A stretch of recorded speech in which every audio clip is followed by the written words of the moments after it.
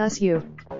Suspends coach. Louisiana State suspended its head men's basketball coach, Will Wade, on Friday. Less than 2 weeks before the NCAA tournament is set to begin after a report that Wade made damning remarks to a recruiting middleman on a phone call that was wiretapped as part of a federal corruption investigation. Wade spoke with Christian Dawkins, who was convicted of fraud last year for his connection in a scheme to funnel money to the families of basketball recruits, in violation of NCAA rules. In the conversation, a source with knowledge of the call, who declined to be identified because the trial is continuing, confirmed the report on Friday. The number 10 Tigers 25-5 are having their best season in decades and are considered shoe-ins for an NCAA tournament bid.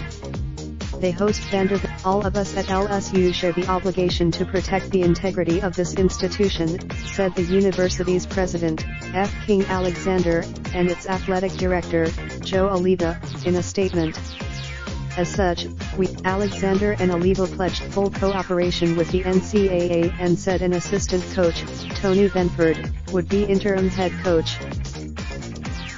With the report on Thursday by a local television station, Wade declined to comment. Dawkins was convicted of fraud after a trial last year, alongside Jim Gatto, the former director of global sports marketing for Adidas, and Merle Code Jr., who had also worked for Adidas. After a years-long, but prosecutors also accused Dawkins and Code of involvement in bribing assistant coaches at top programs. In a trial set, when the charges were first announced, in September 2017, they swiftly led to the firings of Louisville's athletic director and Hall of Fame coach, Rick Pitino.